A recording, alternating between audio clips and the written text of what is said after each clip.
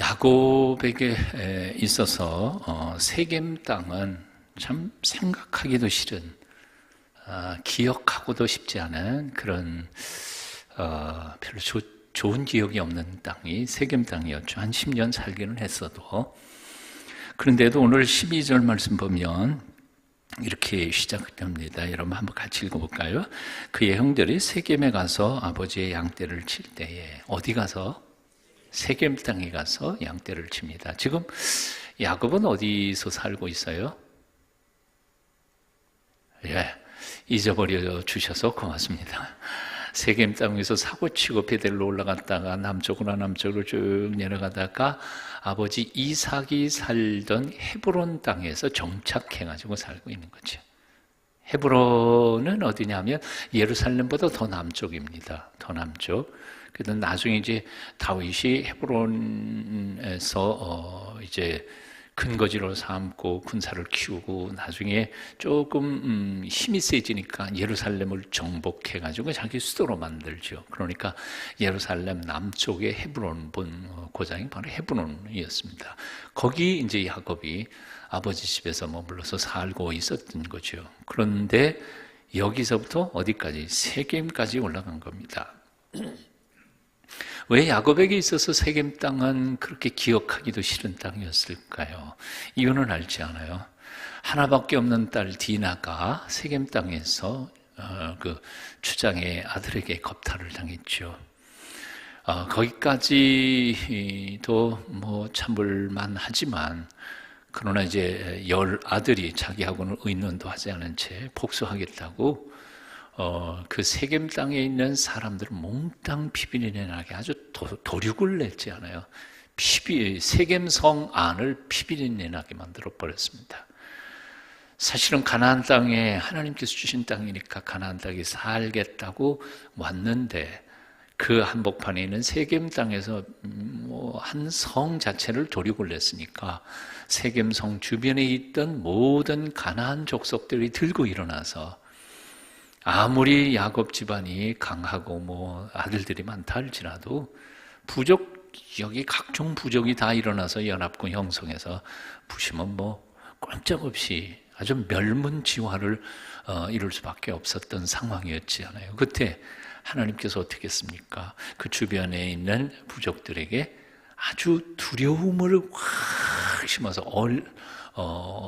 얼려놓고 두려워서 건드리지 못하게 만들고, 야곱의 식구들을 베델로 피신시켜서 베델에서 하나님 앞에 영적인 신앙을 회복하게 한 후에 슬그머니 남방으로 가서 헤브론에 정착하게 된 겁니다. 그러니까 세겜은 야곱에게서 있어도 다시는 가고 싶지 않은 땅이고, 또 열 형제들도 역시 마찬가지였을 거라고 생각해요. 근데 오늘 본문에 보면 세겜 땅에 올라가서 양을 치고 있었던 거예요. 그 형들에게 바로 이 요셉을 야곱이 보내려고 했던 거죠. 자, 이유가 뭘까요? 왜? 세겜까지 올라가서, 거리는 100km입니다. 100km면 250리예요. 예. 우리가 리수를 자꾸 따지는 것은 옛날 어르신들이 100리 그러면 하루길이라고 계산했거든요.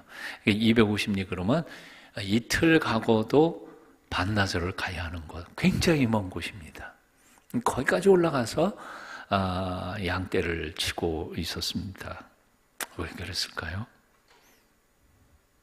예, 오늘은 아예 꿀을 잡수시고 오셔서 잭선이 안 하시고 대답도 안 하시는데, 이유는 간단해요. 왜 그럴까요? 예, 유목민들은요, 양떼를 기르는 사람들은 풀 있는 곳을 쫓아다닐 수밖에 없는 거죠.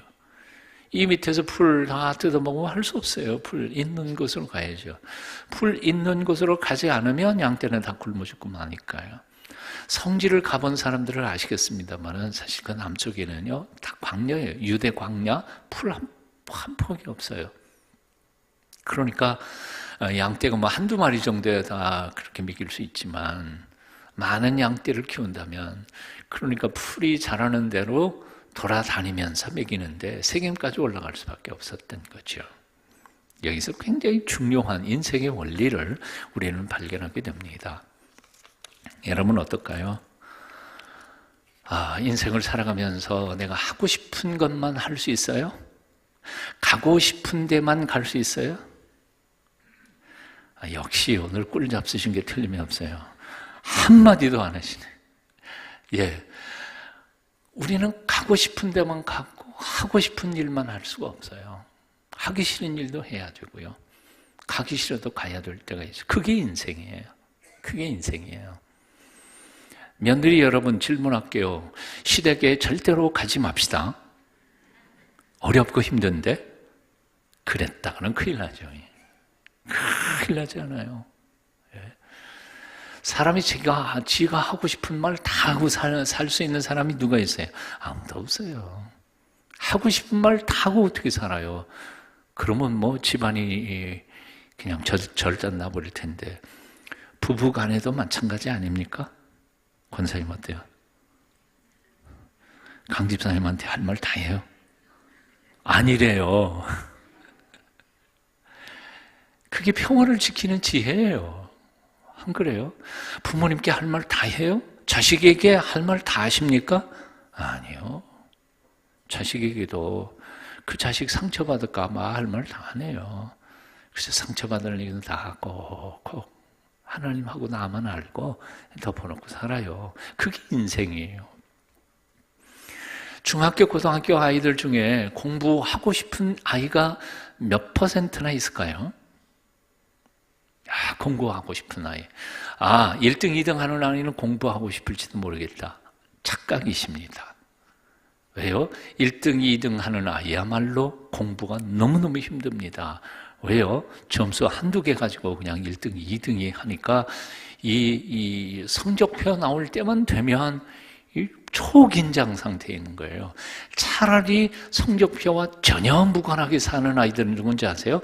꼴찌하는 아이는 상관없어요. 예, 내일이 시험 보는 날이든지 아니지 상관없어요. 얼마나 편하고 행복합니까? 그래서 정신질환에 걸리는 사람은요, 이 꼴찌하는 아이들은 정신질환 안 걸려요. 잘하는 아이들, 머리 좋은 아이들이 헷가닥 도는 일이 더 많아요. 이유는 간단해요. 스트레스가 심하니까요. 자, 다시요. 인생이란 뭐냐? 내 하고 싶은 대로만 하고 사는 게 인생이 아닙니다. 때로는 세겜 땅도 가야 되고요. 죽는 줄 빤히 알면서도 가야 할 길은 가야 합니다. 그래서 어떤 분이 이렇게 표현을 했어요. 성공의 비결. 여러분, 성공의 비결이 뭘까요? 해야만 하는 일, 그리고 하기 싫지만 해야만 하는 일이 있다면 그것을 즐길 줄 아는 사람이 성공한다는 거죠. 명언 아니에요? 다른 대답을 못 하시겠다는 아멘이라도 하세요. 정말 하기 싫어도 내가 꼭 하기는 해야 되겠다. 그러면 그걸 즐기는 사람이 인생을 풍성하게 살아갈 수 있는 사람입니다. 중고등학교 아이들에게도 공부하기 싫어요. 하지만 내가 이거 해야 할 일인 줄 알고 수곡하는 놈이 성공하게 돼 있는 거예요. 신앙생활도 역시 마찬가지라고 생각합니다. 수곡해요. 자, 야곱이 질문을 해봅니다. 야곱이 10 형님들이 요셉을 미워하는 줄 알았을까요? 몰랐을까요? 접어놓고 이 세겜 땅 100km 떨어져 있는 세겜 땅에 형들이 가가지고 이제 그 양을 치고 있는데 요셉을 보냈다. 위험할 수도 있겠다고 느꼈을까요? 못 느꼈을까요? 못 느꼈거나 몰랐다면 아버지도 아니에요. 아무리 자식놈이 많아도 톡 보면 자식들 속에 무슨 생각하고 있는 거 눈치챌 수 있는 게 부모 마음 아닌가요? 보면 알잖아요. 아무 말 안 해도 저놈이 요즘 속 좀 상하겠다. 왜 몰라요? 알죠. 얘기 한마디 안 듣고도 그 형제지간에 요즘 관계가 안 좋다. 그거 다 알아요. 그런데도 야곱은 그 위험한 곳으로 요셉을 보냅니다. 너 형님들이 세겜 땅에서 양 친다는데 너 좀 갔다 올래? 보냅니다. 이 점에서 우리는 아주 전혀 다른 사실 하나를 발견해요. 야곱이 요셉을 정말 사랑했습니다. 그렇지만 그 요셉을 위험한 험지 가운데로 100km 떨어져 있는 그것도 10대 소년을 보냅니다. 이 야곱은 우리가 생각하는 것처럼 그렇게 편애하고 그래서 열 형님들에게는 상관없이 이렇게 감싸고 그랬던 것 아니라는 사실이죠. 위험한 줄 알면서도 어렸을 때 그 위험한 사지로 몰아서 훈련시키게 하신 것이지요. 야곱은 의식적이든 무의식적이든, 여기 무의식적이라는 것은 하나님의 섭리를 가리키는 것이고요, 의식적이라는 것은 자신의 계획을 얘기하는 것이죠. 어느 것이 더 큰지는 모르지만 여하튼 의식적이든 아니면 무의식적이든 간에 요셉을 형들에게 보내 그 멀리까지 보내 훈련시키고자 보냈던 것이 사실이었습니다. 비닐하우스에서 자란 채소는요, 비닐하우스에서 나와가지고 찬바람 딱 맞는 순간 다 시들어버리고 맙니다. 밖에서 비바람 몰아치면서 눈비 맞아가면서 자란 곡식이야말로 튼튼한 거죠. 야곱이 자신이 어려서부터 집을 떠나 죽도록 젊은 시절에 고생 죽도록 했습니다. 외삼촌 댁에서도 그렇고요. 근데 그 자식들을 그런 훈련 속에서 잘 성숙시키도록 배려했던 것이 야곱의 계획이 아니었을까, 그런 생각을 해봅니다. 저기 다윗과 골리앗이라고 하는 책을 제가 읽어가면서 요즘도 은혜 받고 있는 게 있는데요.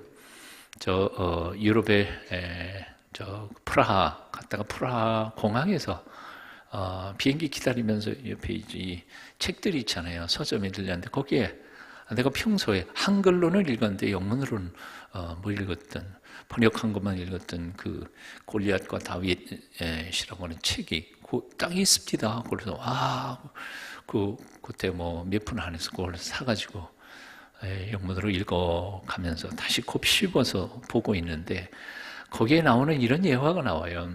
이제 할리우드에 아주 엄청난 부자가 한 사람이 있는데 이 저자가 그 사람을 인터뷰를 합니다. 그 할리우드의 그 부모님의 고민이 무엇인지에 대하여 들었는데 그의 그 부모의 고민은 이런 것이에요. 자기는 저 시골 동네에서 저 고물상 하던 아버지 밑에서 자랐어요. 너무너무 가난한 거예요. 밥도 제대로 못 먹고, 미국 땅에서요. 그러니까 학교 뭘 가지고 가거나 뭐 용돈으로 써야 되는데 단 한 푼도 그냥 줘본 적이 없어요. 고물상에서 일해야 몇 푼 주고요. 그래서 이 사람이 얼마나 돈과 재리에 밝았는지 어렸을 때부터 12살 때 뭘 계획을 했느냐면 자기 동네 아저씨들 찾아다니면서 동네 앞에 잔띠 깎는 거 있잖아요. 잔띠 깎는 거 하고 눈 왔을 때 눈 치우는 거 하고를 이걸 뭐라 그러죠? 이걸 맡아요. 도급을 맡은 거예요. 11살, 12살 때 도급을 맡아가지고 자기 친구들에게 요거 한 집 하면 얼마 돈 주고 대신에 그 값은 주인한테서 받고 그 사이에 이문은 자기가 취하고 그래가지고 800불인가 1000불인가 그 옛날에 그걸 저금을 해놓는 거예요.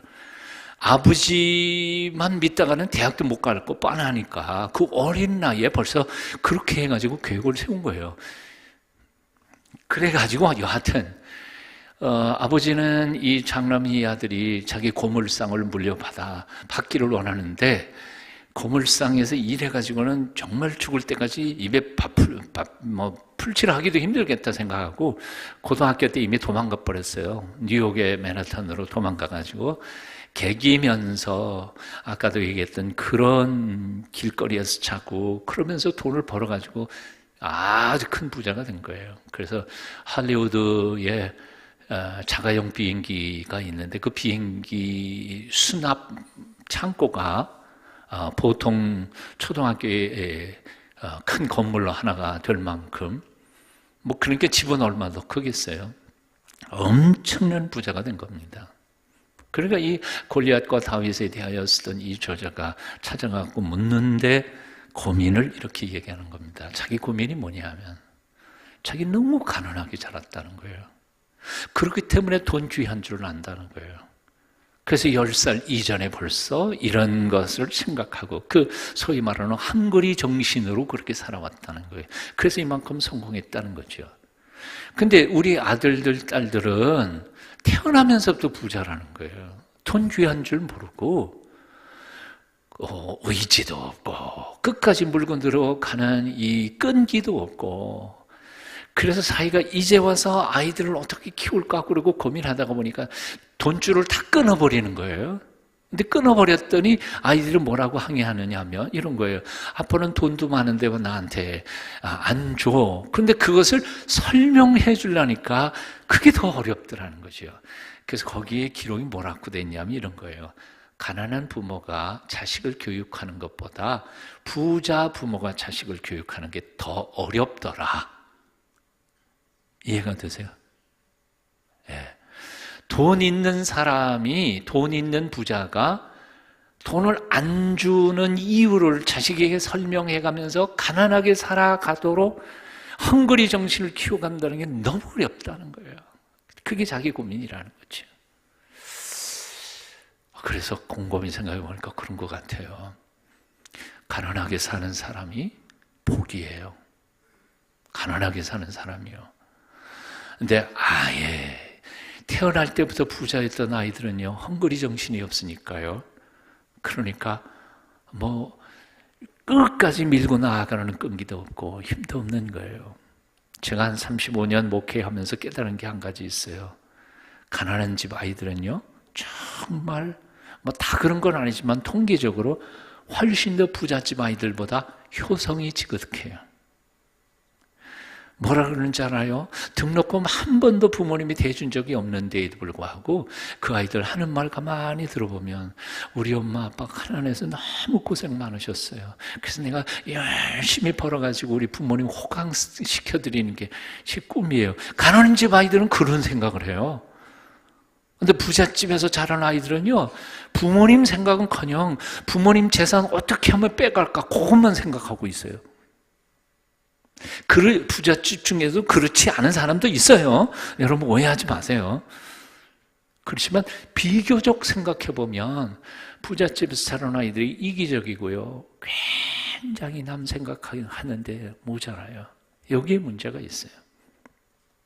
자, 왜 이 얘기를 하느냐 하면 우리는 젊었을 때부터도 고난과 고생에 대한 그 가치를 배워야 할 것이라는 생각입니다. 떠나보내라는 거죠. 그래서 정말 똑똑한 아버지는요, 아무리 돈 많아도요, 아이들에게 거저 돈 주는 법이 없습니다. 한 회사의 회장님이라 할지라도 자기 아들이라도 그냥 그 다음 그대로 인계하지 않습니다. 저 밑바닥에서부터 그냥 죽어라 고생시켜놓고 될 것 같으면 물려주지만 그렇지 않을 것 같으면 아예 차라리 사원 중에 똑똑한 사람한테 물려주는 그런 경영인들이 제법 그래도 있습니다. 자, 고생을 시켜야 합니다. 깨지면서 크고 그리고 실패하면서 배고프면서 성숙해가는 법이 아닙니까? 우리 딸내미가요, 우리 외손자 이렇게 보는데요, 내가 가만히 보니까 그래요. 3m 밖을 벗어나질 않아요. 1초도 그 아이를 시선을 떼는 법이 없어요. 봐요. 그래서 얼마나 힘들겠어요. 얼마나 힘들겠어요. 그래서 내가 걔한테서 뭐라 그랬어요. 야, 좀 내버려 둬. 내버려 두면 다치는데. 그래서 다치면서 크는 거다. 그랬더니 나를 뻔히 쳐다보면서 아빠 맞아? 아니요. 정말 그래요. 깨지면서 크고요. 제가 이렇게 상처 하나 없이 반듯한 것 같아도요, 얼굴로 현미경 되면 여기도 깨졌고 여기도 깨졌고 깨진데 투성이에요. 이렇게 보면. 그러면서 컸어요. 아프면서 크는 거예요. 그러면서 성숙해 가는 것 아닙니까? 흠집 하나도 없이 키워가려고 하는 것, 인생은 불가능해요. 상처받으면서 커가는 거예요. 자, 이 얘기가 왜 이렇게 중요하냐 하면 바로 요셉의 꿈과도 상관되어 있는 것입니다. 요셉이 저 멀리서 옵니다. 이 세겜 땅도 아니에요. 세겜까지 갔는데 세겜에서 또 벗어났어요. 도단까지 올라갔어요. 근데 도단은 세겜에서부터도 30km 북쪽으로 더 올라간 거예요. 그러니까 130km까지 걸어간 거죠. 도단위까지 올라갔는데 요셉이 쫓아갑니다. 형들이 또 둘러 앉아있다가 저기 동생이 오거든요. 동생이 오니까 뭐라 그래요? 저 꿈꾸는 자가 오는도다. 이거는 비아냥거리는 표현입니다. 꿈꾸는 자, 드리머. 요즘은 드리머, 꿈꾸는 사람들. 그럼 굉장히 좋게 보이지만 사실은 형들이 얘기하는 건 저 몽상가, 미친놈. 저 정신 나간 놈 오네. 그리고 삐는 것이죠. 그러면서 그 동생의 꿈 때문에 아버지나 어머니한테 그리고 자신들이 상처받은 거 생각하니까 시기질투심이 일어나가지고 저거 죽여버려야 되겠다. 그리고 모의를 해서 죽이려고 하잖아요. 자, 꿈은 시련을 가져오게 되는 것이죠. 이렇게 뒤집어서 표현을 한번 해보겠습니다. 얘는 꿈 많이 꾸잖아요. 개꿈과 용꿈의 차이는 뭘까요? 개꿈과 용꿈의 차이 뭐예요? 예, 여전히 잠잠하시고 비전과 백일몽의 차이. 예, 여전히 대답하기 힘들죠. 예, 아주 쉽고 간단해요. 개꿈과 용꿈은 꿈에 개가 나오면 개꿈이고 용이 나오면 용꿈 아니에요. 이렇게 쉽게 대답하는 것이지만 사실은 이렇게 표현할 수 있습니다. 개꿈이냐 용꿈이냐 하는 것은 판가름이 당장 나오진 않아요. 무엇을 통해서? 시련과 역경을 통해서 그냥 사라져버리면 그건 개꿈이고요. 시련과 역경을 통해서 여전히 살아남아서 결국 언젠가는 성취되는 열매를 거두면 그게 용꿈이 되는 거죠. 한 번의 시련과 역경 속에서 아이고 이건 아니구나 그리고 잊어버린 그건 백일몽이고요. 어떠한 시련과 역경 속에서 그게 다듬어지고 고쳐지고 새롭게 변화되면서 구체화되어서 나중에 결국 열매를 맺는 거 그게 비전이 되는 것이죠. 요셉에게 있어서 꿈은 그건 개꿈이 아니었던 거예요. 왜요? 그런 수많은 시련을 통해서 다듬어졌어요. 고쳐졌어요. 자기 욕심 다 빠지고요. 자기 힘 다 빠지고요.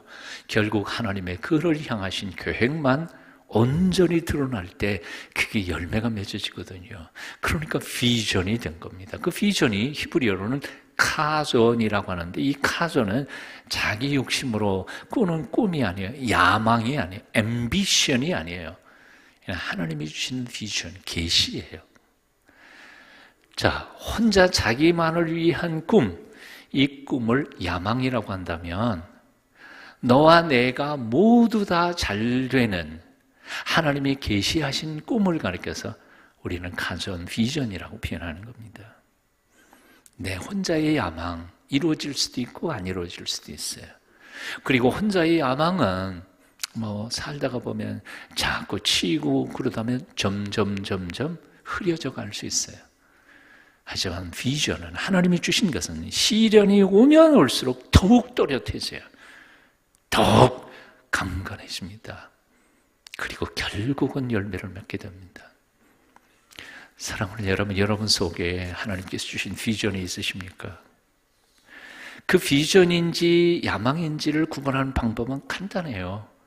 나 혼자만을 위한 것이라면 그건 야망이에요. 하지만 모든 사람이 함께 잘 되는 것이라면 그것은 비전입니다. 혼자만의 꿈이라면 그건 야망이에요. 이제 꿈을 얘기를 했는데 와, 그 좋은 꿈이다. 그리고 한 사람 붙고 두 사람 붙고 세 사람 붙고 그래서 여러 사람이 함께 꾸는 꿈이 되면 그게 비전이 되는 것이지. 참 형님들은 참 불쌍한 사람들이었어요. 그 요셉의 꿈을 요셉 자신의 꿈이라고 착각했어요. 그래서 시기 질투한 거예요. 자기들은 이제 제외된 것이라고 생각했어요. 하지만 사실 그것은 요셉 자신을 위한 꿈은 아니었거든요. 이스라엘 족속 전체에 대한 하나님의 비전이었거든요. 이것은 아브라함 할아버지 때부터 이미 그에게 준 것인데 요셉의 꿈에 그것이 현실적으로 명료하게 드러났을 뿐이죠. 12지파를 통하여 하나님께서 온 세상에 하나님의 긍휼과 선하심과 복음을 드러내시고자 하시는 계시에 대한 것이었는데 그들은 그것을 요셉 개인에게 해서 시기질투심으로 그 꿈을 죽여버리려고 했던 것이죠. 그런데 그 꿈이 하나로 붙고 둘 붙고 그래서 한 민족의 꿈이 되고 세계 하나님의 백성들의 꿈이 되는 순간 이것은 위대한 비전이 되고 만 거지. 얼마나 놀라운 일인지 몰라요. 사랑하는 여러분, 남의 꿈 시기 질투하면서 죽이려고 하지 마십시오. 그 꿈 속에 하나님의 계시가 담겨 있다면 그 꿈 함께 꾸세요. 한 사람의 꿈은 그냥 꿈이지만 100사람, 10사람, 10,000명, 10만 명, 100만 명이 꾸면 그것은 비전이 되는 겁니다. 그런 엄청난 파워를 나타내게 됩니다. 저는 오늘 너무너무 감사한 게 하나 있어요. 며칠 전에 어떤 분한테 들었어요. 새가족이 와서 새가족 성경 공부를 하는데 참 은혜가 되더라. 그리고 누구한테 전했는데요. 그 새가족 중에 누구냐면 암사동에서 어린 두 아이를 데리고 오는 젊은 엄마 이야기예요. 동순교회에 대해서 몰랐대요. 근데 누군가가 동순교회가 좋은 교회다. 그리고 소개를 받았대. 어쩌다가 한번 애들 데리고 끙끙거리면서 여기 동순교회에 와 본 거예요. 근데 너무 좋더래. 너무너무 행복하더래. 그래서 그 아이들을 데리고 주일마다 와서 새가족 성경 공부까지 하고 있는 거예요. 그래서 내가 그 얘기를, 그 소문을 듣고는, 어떻게 그렇게 젊은 엄마가, 솔직히 내 딸내미도 애 하나 데리고 오기가 얼마나 힘들어요. 밤낮 궁시렁궁시렁 해요. 아마 그놈은 어쩌면, 안 그렇기도 하겠지만, 아빠가 목사가 아니면 올까? 그런 생각이 들어요. 아빠가 목사니까 할 수 없이 오는지도 그렇지는 않을 거예요. 내 딸을 믿음을 내고 의심하는 건 아니지만, 근데 그만큼 힘들다는 거예요. 근데 애 둘을 데리고 젊은 엄마가 암사동에서 여기까지 온다는 것 자체가 얼마나 고마워요. 그래서 내가 너무 고맙다.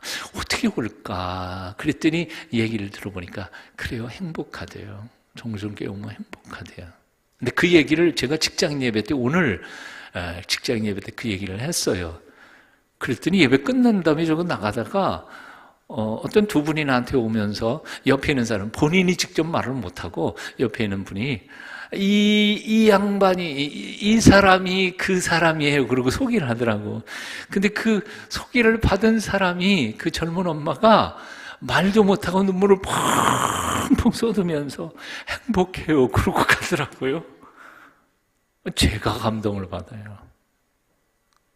어떻게 이런 일이 생길 수 있었을까? 지난 21년 동안 제가 와가지고 한 1, 2년 만에 꿈꾸는 사람들 꿈 얘기 쭉 하고 행복한 교회 만들자는 꿈 얘기 하고 그러다가 보니까 너도 나도 꿈 얘기 하다가 보니까 저나 여러분도 모르는 사이에 우리 동순교회는 정말 행복한 교회가 된 것 같아요. 아멘이세요. 이제 아멘이세요. 이게 우리가 행복하다 그러면 말이 안 되는 거지만 어쩌다가 와 가지고 그래서 아까도 그 얘기를 했어요. 어떻게 그렇게 오냐 그랬더니 얘기가 차도 있거든요. 차 탈 때도 있고요. 또 버스 전철 타고 오는데 애들 데리고 와서 양쪽 손 잡고 오는데요. 행복하니까 신부분들. 근데 나는 주일날만 오는 줄 알았더니 수요일날 왔더라고요. 그래서 와 너무 고맙다.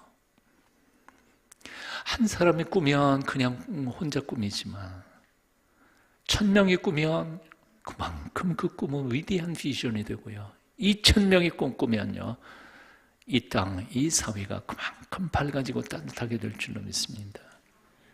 꿈, 이 땅이 우리 때문에, 나 때문에 누군가 행복해지고 이 땅이 밝아지고 따뜻한 세상 되어갈 꿈, 그 꿈이 어떤 모습으로 이루어질지 몰라요. 그렇지만 우리가 신앙생활을 열심히 하고 옆에 있는 사람을 사랑하면서 살다가 보면 하나님께서 이루어 주실 줄로 믿습니다. 이제 말씀을 정리하겠습니다. 첫째, 꿈을 소중히 여기십시다. 농사 짓는 사람들은 굶어 죽는 한이 있어도 씨앗은 먹지 않는 법이죠. 벽시 밥해 먹지 않아요. 우리 아버지는 농사 짓는 분이셨기 때문에 제가 압니다. 굶어 죽어도 옆에 내년도 봄에 벽시 뿌릴 거는 안 먹어요. 왜요? 그건 미래니까요. 꿈이니까요. 꿈을 먹어버리면 우리는 희망이 없어요. 벽시 앞에다 놓고 굶어 죽는 한이 있어도 그건 살려야 돼요. 그게 농부예요. 우리가 아무리 현실이 어렵고 힘들어도 꿈까지 먹어치우는 어리석은 사람들이 되지 않았으면 좋겠습니다. 두 번째로, 꿈을 시기 질투하지 마십시다. 누군가 꿈을 꾸면 함께 꿈을 꾸시다. 내 꿈, 내 꿈이 합해가지고 우리의 꿈이 될 때 세상은 좀 더 밝고 따뜻한 세상이 될 줄로 믿습니다. 세 번째로, 꿈은 반드시 시련이 있습니다. 어려움이 있습니다. 역경을 통해서만 꿈은 제 모습을 갖추어 가고요, 불시험을 통해서 황금이 나오는 것처럼, 순수환금이 나오는 것처럼 오늘 우리가 겪고 있는 현실적인 고통이나 아픔에 대하여 너무 불평하지 맙시다. 이 시련과 고통을 통해서 하나님이 나의 속에 있는 꿈을 다듬어 가시고 결국 이후에 엄청난 열매를 거두게 해 주실 줄로 기대하면서 참고 기다려야겠습니다. 요셉, 오늘 본 말씀 보니까 은 20세겔에 팔렸습니다. 본래 노예 한 사람의 값이 은 30세겔이었는데 요셉은 아직 어리니까 10개를 깎아가지고 20세겔로 싸구려 값으로 팔렸습니다. 아버지 야곱에게 요셉이 노예 한 사람 값밖에 못하겠습니까? 참 처절한 모습으로 노예로 팔려갑니다. 그런데 이 속에 하나님의 계획이 담겨 있는 것이지요. 총리 대신을 시키고자 하시는 하나님의 섭리가 숨어 있습니다. 혹시 우리가 20세겔에 노예값도 못한 값으로 팔리는 현장에 간다 할지라도, 내가 요즘 대접받는 게 사람 대접받지 못하면서 살아가는 처절한 환경 속에 있다 할지라도 낙심하지 마십시오. 하나님이 나를 향하신 계획이 틀림없이 있을 겁니다.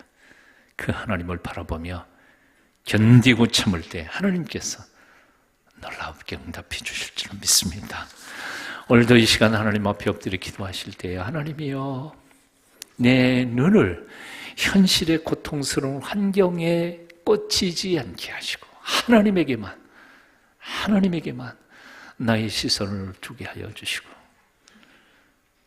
내 속에 담아주신 작지만 분명한 나를 향하신 그 꿈 잘 키워낼 수 있게 주시옵소서. 기도하겠습니다. 존귀하신 하나님을 찬송합니다. 오늘도 말씀 들었습니다.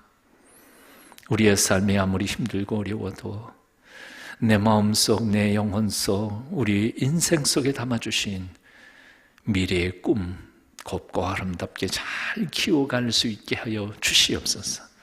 아무리 삶이 힘들고 어려워도 꿈마저 먹어치워버리지 않게 하여 주시옵고, 시련과 역경 속에서 단련된 꿈 언젠가는 풍성한 열매로 나타나게 될 줄로 믿고 끝까지 참고 견디며 이 걸음 성령님과 동행하며 승리의 길 끝까지 가게 도와주시옵소서. 오늘 이 저녁에도 하나님 앞에 올려 기도하는 구체적인 기도의 제목마다 우리 하나님 기적으로 응답해 주실 줄 믿사오며 우리 구주 예수님의 이름으로 간절히 기도하옵나이다. 아멘.